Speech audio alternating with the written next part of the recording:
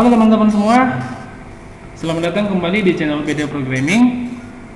Jumpa lagi dengan saya, Alwin Fau, sebagai instruktur pada video kali ini.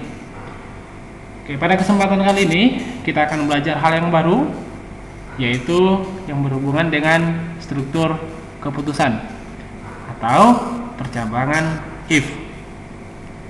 Nah, sebelum kita membuat sebuah program dengan menggunakan if, maka kita harus memahami dulu apa sih kegunaan daripada if itu sendiri.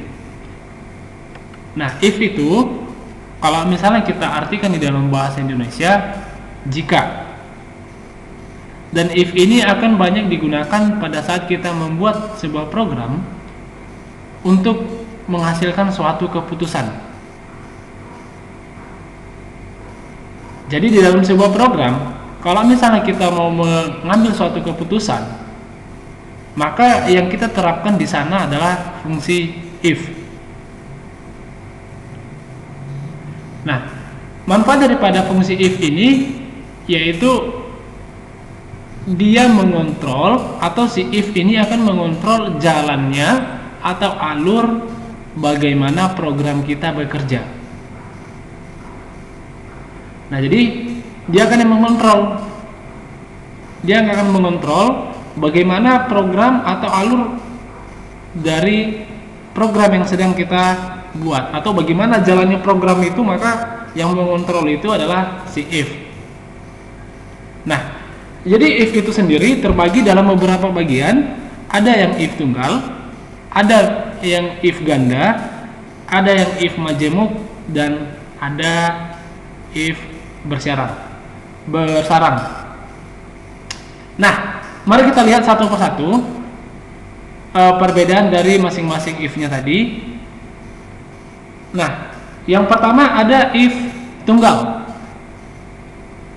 atau if then. Nah, if tunggal ini biasanya digunakan untuk menilai suatu kondisi yang bernilai benar. Nah, jadi if tunggal ini dia akan mengerjakan atau menilai suatu kondisi yang dimana kondisinya itu hanya yang bernilai benarnya saja. Jika ada kondisi yang salah, maka si if tunggal tidak akan mengerjakan yang bagian salahnya. Gitu ya. Nah, kita lihat. Ini adalah rumus daripada if tunggal atau if then. If, kondisi, then. Nah, maksudnya apa? Jika kondisinya benar, maka apa yang akan terjadi? Gitu ya. Karena tadi sesuai yang didefinisikan di sini, atau kegunaan daripada if tunggal itu dia hanya mengerjakan satu kondisi yang bernilai benar saja. Kita contohkan ya seperti ini. If CSX sama dengan P, then maka komen sama dengan perempuan. If CSX sama dengan L, maka komen sama dengan laki-laki. Dalam artian apa? Ini adalah kondisinya gitu. Ini adalah kondisinya. Jika kondisinya adalah ini, atau nilainya itu adalah P, maka yang akan terjadi itu adalah, atau yang dikerjakan itu adalah bagian ini, komen sama dengan perempuan. Kalau misalnya yang dikerjakan atau nilai yang kita masukkan adalah L, maka yang dikerjakan itu adalah bagian yang komen untuk laki-laki. Nah, jadi intinya gini, dia itu if tunggal ini hanya mengerjakan satu kondisi aja.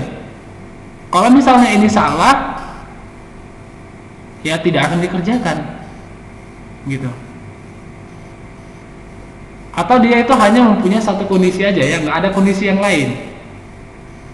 Itu if tunggal. Nah, kita lihat yang if ganda atau if then dan else. Nah, if ganda ini biasanya digunakan untuk menilai satu atau dua kondisi. Nah, yang dalam artian apa? Dia menilai lebih dari satu kondisi ya. Nah, jadi di dalam if ganda atau if then else ini ada nilai yang bagian benarnya dan ada juga nilai untuk bagian yang salah. Kita lihat contohnya seperti ini. Atau kita lihat rumusnya. If kondisi then, jika kondisinya benar, maka yang dikerjakan adalah statement 1 dan statement 2. Ya, ini adalah bagian yang benar. Else itu adalah di luar atau selain daripada kondisi yang di atas. Atau sering kita gunakan seperti ini. Else ini merupakan bagian yang salah gitu. Bagian yang salah. Jadi apabila nanti satu kondisi di atas ini tidak benar, maka yang dikerjakan itu adalah ini. Atau yang dieksekusi adalah bagian yang else-nya atau statement yang ketiga. Gitu ya. Nah, contohkan seperti ini. Ketika misalnya saya menginput nilai if CSX sama dengan P, maka statementnya adalah perempuan. Dan maka ini adalah benar, bagian yang benar. Sedangkan bagian yang salah yaitu yang dikerjakan atau statement yang ketiga, seperti yang di atas tadi, dan ini merupakan bagian yang salah atau false. Ini tadi di atas sebagian yang true. Nah, seperti itu penulisan bentuk daripada if ganda, ya, if then else dan else. Nah, atau bentuk penulisan yang lain kita bisa buat seperti ini. If CSX sama dengan P, then komennya apa atau statementnya apa, kemudian else komennya apa. Berarti ini bagian yang benar, ini ya bagian yang benar, dan ini bagian yang salah. Nah, kalau misalnya seperti ini penulisannya yang kedua, maka kita tidak perlu membuat yang namanya and if. Gitu ya. Kalau di sini tadi kita buka dengan if, maka kita tutup. Ini untuk bentuk penulisan pertama kita tutup dengan and if. Kalau untuk penulisan yang kedua, kita tidak perlu membuat namanya and if. Maka fungsi yang di bawah ini dia sama juga seperti yang di atasnya ini. Ya. Jadi intinya gini. If then itu dia mempunyai dua kondisi. Ya. Dia mempunyai dua kondisi antara true dan false. Ketika kondisi pertama benar, maka yang dikerjakan bagian yang benar. Ketika kondisinya salah, kondisi pertama salah, maka yang dikerjakan itulah bagian yang else-nya. Oke? Kemudian yang ketiga yaitu if then, else if, then, dan else. Nah, ini if majemuk. Yang dalam artian apa? Satu struktur keputusan yang bisa menilai lebih daripada 3 kondisi. Gitu ya. Nah, jadi if majemuk ini dia memiliki lebih dari 2 ya, lebih dari 2 kondisi. Jadi dia mempunyai nilai, dia itu mempunyai nilai 4 atau 5 kondisi gitu. Nah, kita lihat rumusnya. If kondisi then, kemudian statement else if. Nah, jadi if yang pertama ini merupakan kondisi yang pertamanya, dan di bawah if-nya ini merupakan statement pertama atau bagian yang dikerjakan pertama. Ketika nanti kondisi ini tidak benar, maka ini lari ke kondisi yang kedua, yaitu bagian else if. Ini kondisi kedua, ini kondisi ketiga, kondisi keempat. Kalau misalnya kita mau buat kondisi kelima, boleh.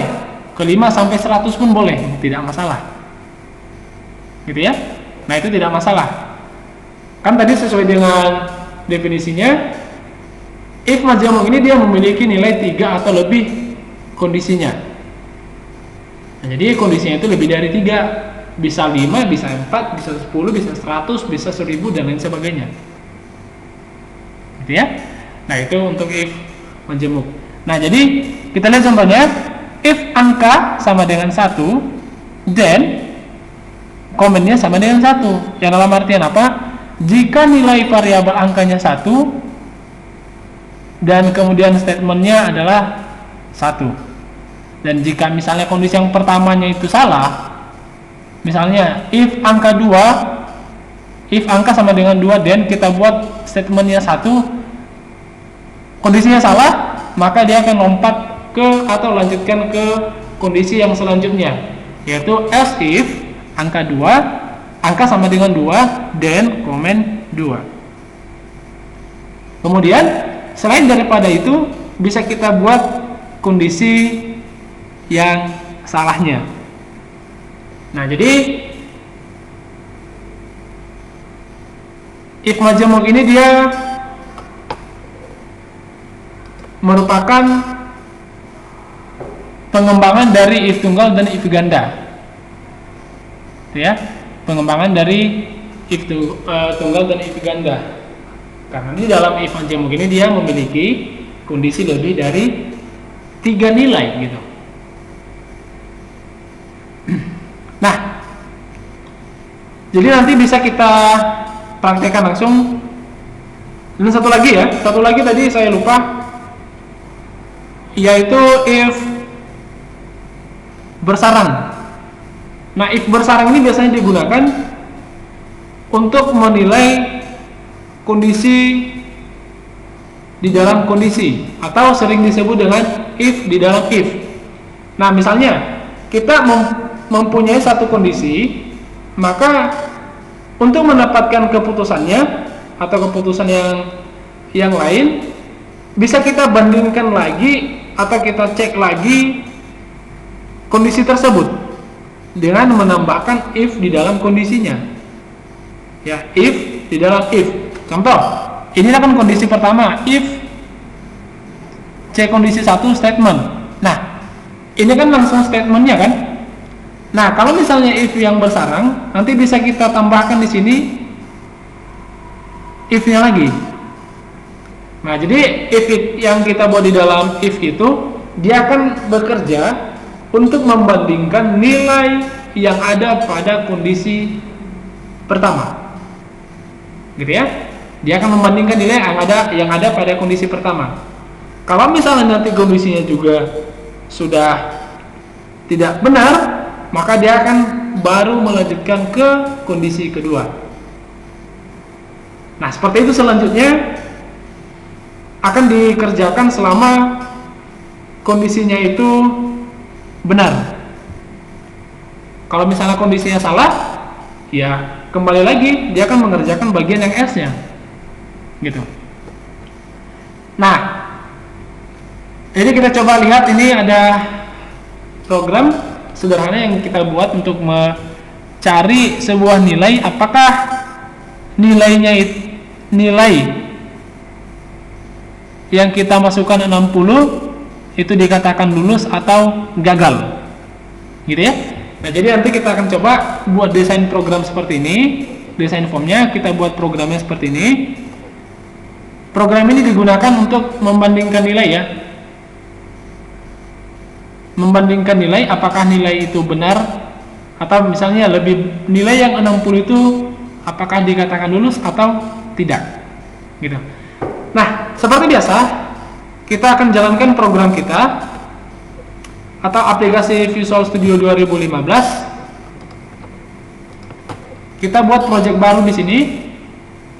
Kita pilih file, new, kemudian new project. Nah, kali ini kita buat namanya if. Oke ya, kita buat namanya if. Kita oke kan? Kita tunggu sampai proses pembuatan project kita selesai. Oke, ini sudah selesai. Nah, Sekarang kita akan coba buat sebuah label seperti yang di program di materi kita tadi. Sini ada input nilai 0 sampai 100 dan keterangannya apa. Kita buat label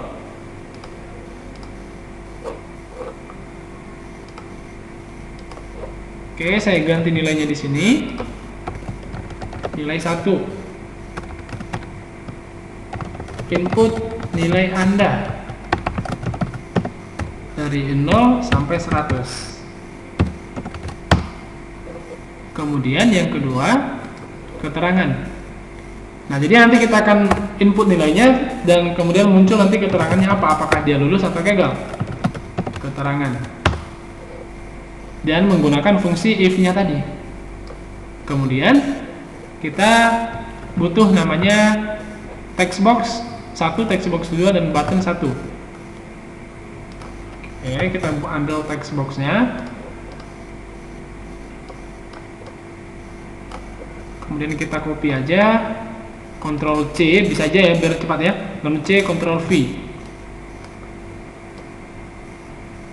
Oke, ambil buttonnya 1. Button. Kita ganti namanya proses.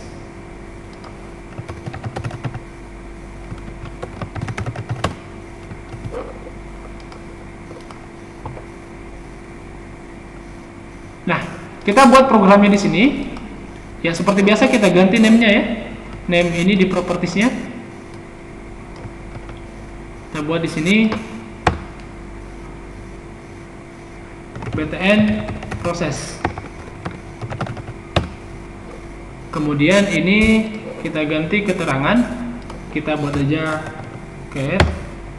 Kemudian kita klik textbook 1 yang kita buat nilai. Oke, kita buat programnya. Kita gunakan fungsi if tadi. Kita buat seperti ini. Kita deklarasikan satu nilai dulu ya. Satu nilai dulu. Dim keterangan as integer. Nah, berarti kita buat dim keterangan as integer. As string. Karena nanti yang kita buat di sini adalah berupa huruf, maka tipe data yang kita gunakan adalah string. Nah, kemudian kita buat keterangan sama dengan maaf, Anda gagal. Gitu ya. Nah, kemudian kita buat if nilai titik teks lebih besar sama dengan 60, then gitu ya. Then maka keterangannya adalah lulus.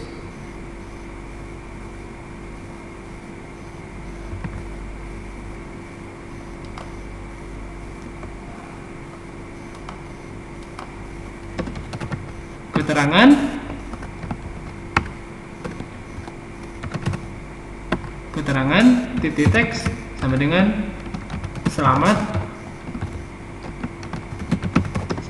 Anda telah lulus. Oke. Titik teks, sorry.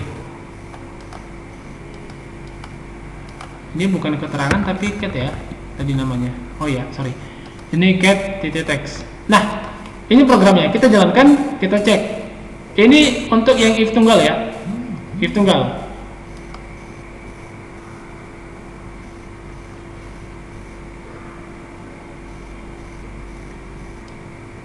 Oke, ini program kita sudah jalan. Kita coba input nilainya. Nah, katanya tadi di sini input nilai Anda mulai dari 0 sampai 100. Kita coba ya mulai dari 0. Kita proses. Oke. If tunggal ya.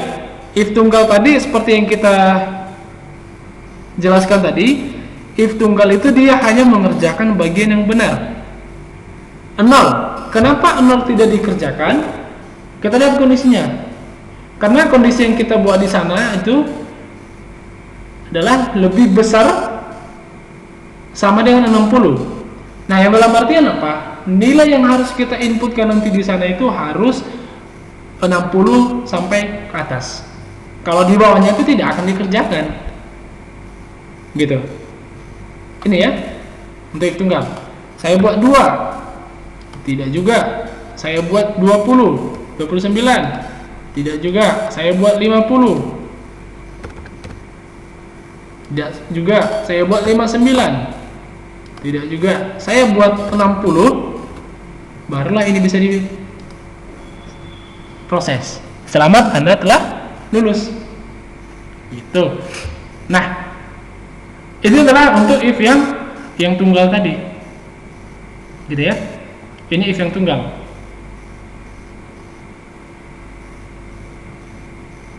Nah, sekarang kita akan buat untuk yang if gandanya. Nah, kalau if ganda tadi kan bentuknya itu atau sintaksnya if kondisi then statement, kemudian else, baru masuk statement yang lagi, baru and if.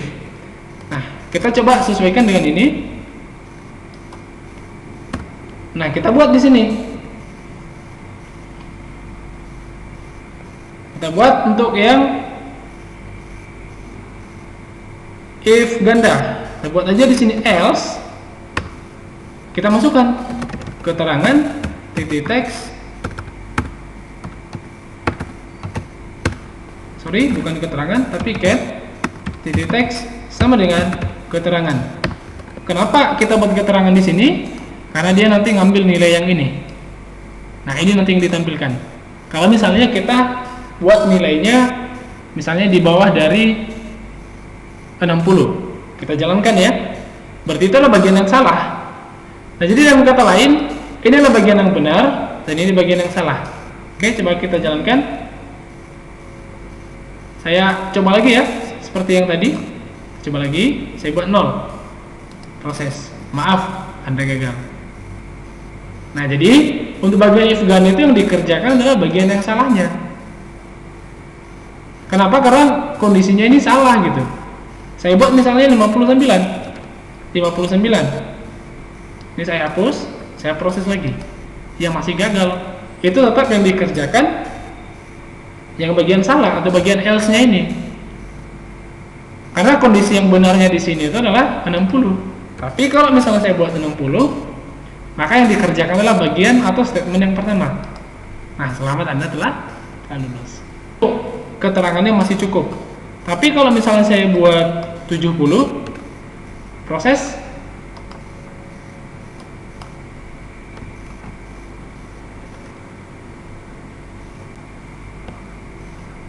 Nah, oke, selanjutnya kita akan membuat untuk yang if majemuk, yang dimana tadi kondisinya itu lebih dari 3 ya, 3 nilai atau 3 kondisi. Nah, kita akan buat seperti ini. Ini kita rubah strukturalnya. Nah, kita buat aja seperti ini. 8 jika nilai lebih besar dari 80, maka kita buat di sini lulus. Kemudian kondisi yang kedua, else if nilai titik teks lebih besar sama dengan 70, maka ini lulus ya. Maka get titik teks sama dengan pertahankan, tingkatkan aja kita buat. Kemudian else if nilai titik teks lebih besar atau sama dengan 60, maka keterangannya kita buat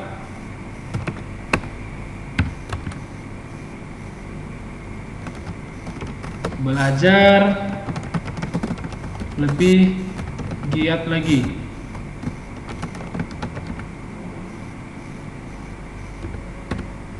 Else if nilai titik teks sama dengan lebih besar sama dengan 50.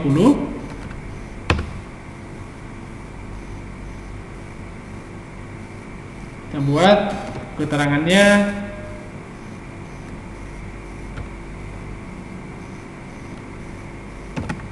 sama dengan semangat lagi.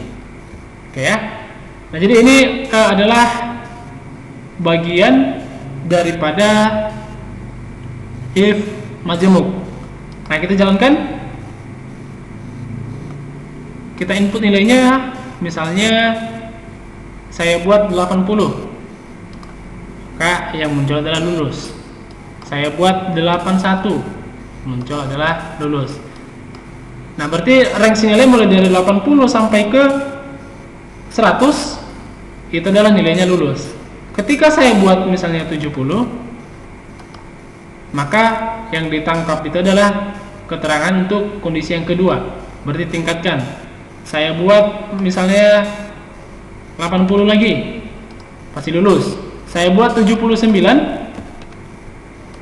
pasti tingkatkan lagi. Nah, berarti mulai dari 79 ke 70, dari 79 maka dia akan mengerjakan ini, statement ini. Kemudian dari 60 ke 69 dia akan mengerjakan statement ini. Kemudian dari 50 nanti ke 59 dia akan menangkap statement yang ini, semangat lagi.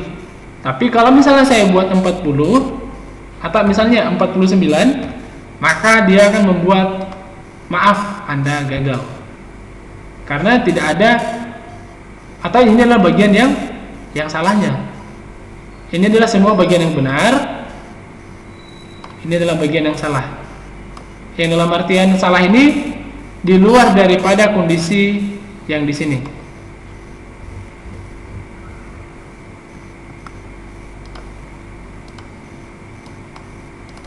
Oke, saya buat 100 nilainya, saya proses, tetap lulus. Nah, gitu. Nah, jadi seperti itu aja kira-kira teman-teman yang berhubungan dengan penggunaan if. Yaitu tadi kita sudah belajar if tunggal, if ganda, if majemuk, dan membuat nilai ya, dan membuat keterangannya, mengambil satu keputusan dari satu kondisi. Jika ada nanti yang masih bingung atau kurang dipahami, silahkan ditanyakan atau dikomentari pada kolom komentar pada video ini. Nanti saya akan coba jawab semampu saya. Dan kemudian apabila ada kesalahan dalam penjelasan materi, mohon dimaafkan. Dan satu lagi, jangan lupa subscribe, share, dan like channel ini supaya channel ini tetap berkembang dan menjadi gudang ilmu untuk kita semua. Demikian yang bisa saya sampaikan. Sampai jumpa di pertemuan berikutnya.